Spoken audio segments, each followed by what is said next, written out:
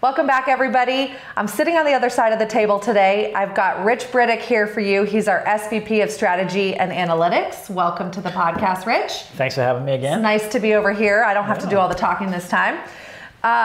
Thank you guys for joining us. Today we're going to talk a little bit about fears of the recession and economic uncertainty and how that's impacting clients and their marketing spend. So if going into a recession, we have to look at reducing spend or making the most of the spend that we do have, what are some tips and tricks on how to maximize your digital spend?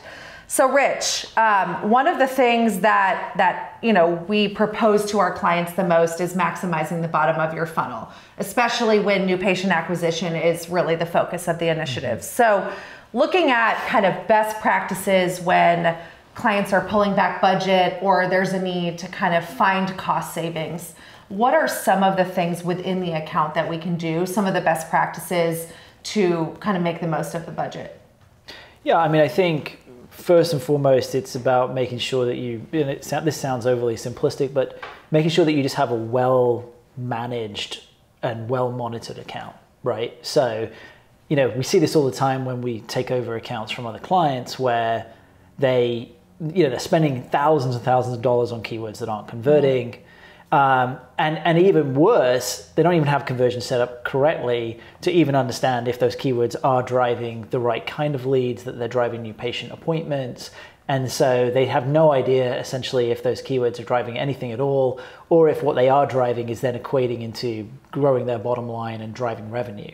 So I think, going in and being regularly on top of the keywords that you're bidding on, making sure that you're regularly applying negatives so that you're not matching to queries that are erroneous. Like all of a sudden you get a new competitor that comes, into your space, into your geographical region, and they've got, they're bidding on keywords that in a non-brand sense that maybe have part of your brand name in, like if you have dental or dentist in your brand name, and then all of a sudden, they've got dental or dentist in their brand name, and all of a sudden you're bidding on that on phrase match and you're matching to their brand name and spending a bunch on their brand name. So something like that you really want to monitor and just make sure that you go through those search query reports. It sounds really simple, and just make sure that you're not matching to anything completely erroneous.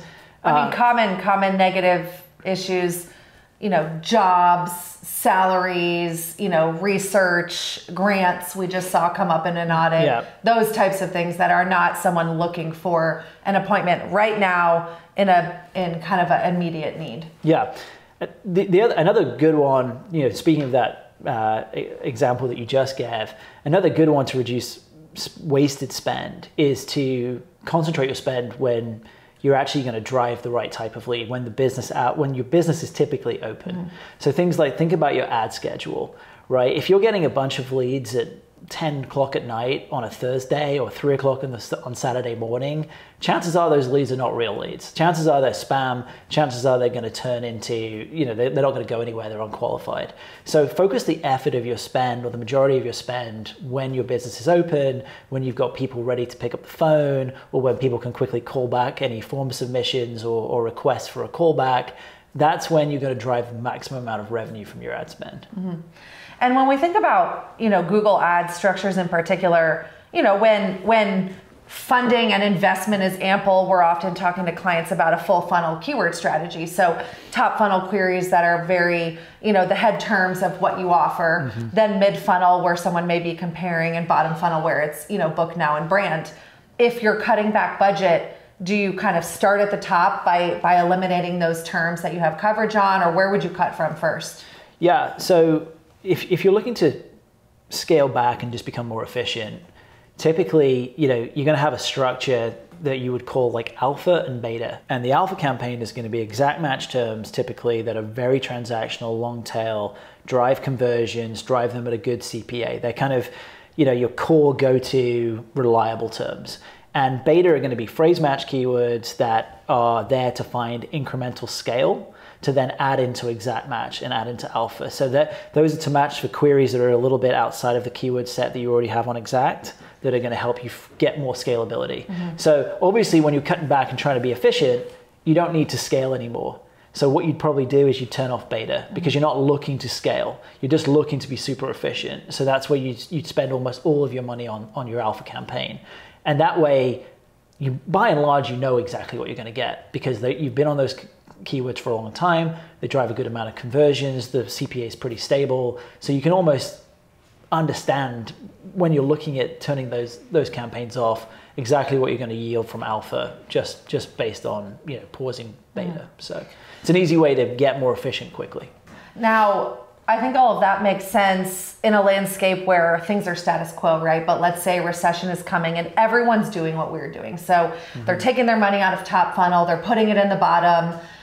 Maybe there's fewer users searching as a whole because, consumer behaviors are to pull back a little bit. So all of a sudden, your CPCs are not what they were, and therefore your conversion costs are not what they were.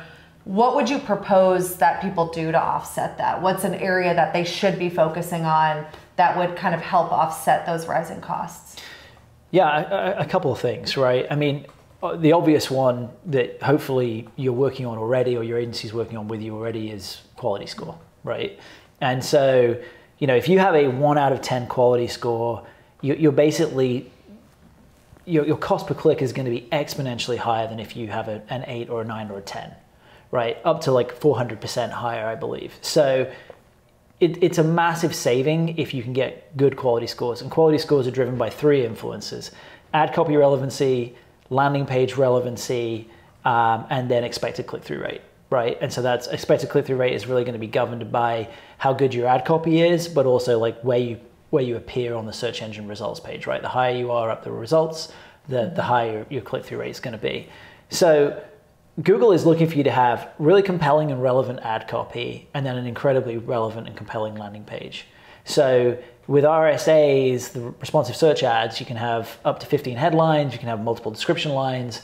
So what we'd recommend is test a lot of copy. And Google also spell it out, like what they're looking for in a good RSA. So follow their guidelines to build good RSAs. That should help with your expected click-through rate and your ad relevance. And then work on your landing page. Just make sure that you're reiterating the promises that you make in the ad, that you are presenting information that's vital to the user to convert, that you're making it really easy for them to take the action that you want them to take, because that's another benefit of a good landing page is high conversion rates if you're making it easy to convert.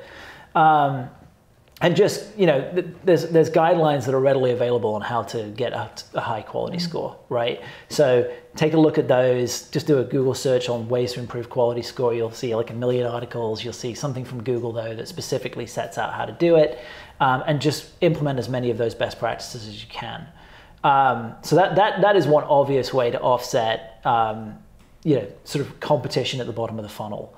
Another thing, like I mentioned before, is just make sure you're tracking the right conversions. If you're tracking the right conversions that are actually driving the bottom line, then you can use smart bidding, and you can use, whether it be target CPA, max revenue with target ROAS, or max conversions with target CPA. You can utilize all of these audience signals and these other signals that Google's feeding into its algorithm to chase the right user as opposed to just the right keyword. So it's about finding that confluence between the right user who's ready to take action based on all these other things that they've been doing online that Google knows about, and the right keyword that they're searching as well. So you can get all those things right, you're still probably going to end up ahead of the game. Mm-hmm.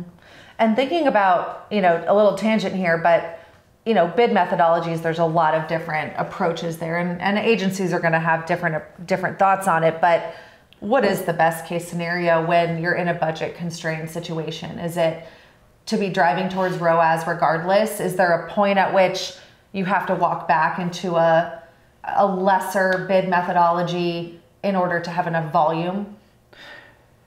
Yeah, that's a great question. I think in an ideal state, you would be in a conversion-based bidding methodology, and in the absolute idealized state, it would be a revenue-based conversion bidding methodology.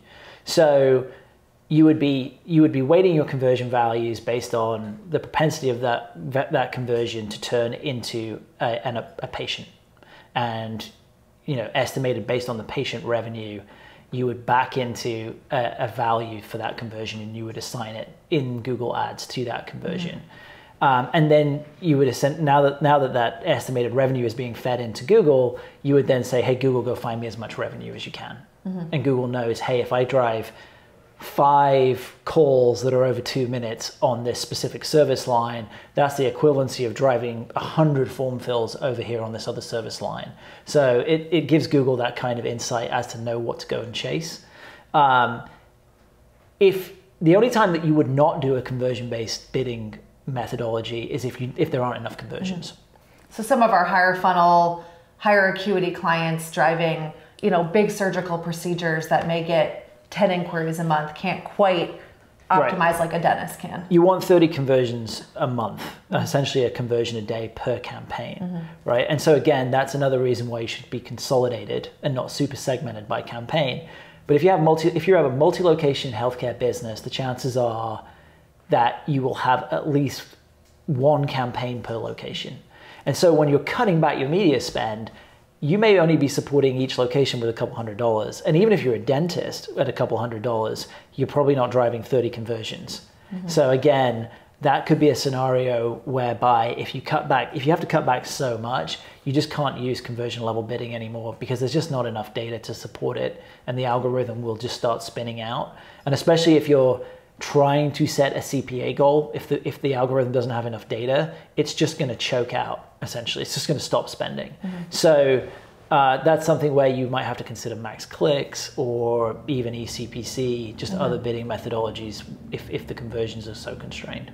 And there's obviously business reasons why you would do something like this, but maybe, cutting in half the number of locations you're supporting on search, doubling up the budget against the ones that are hurting the most within your business and having some sort of rotating quarterly initiative.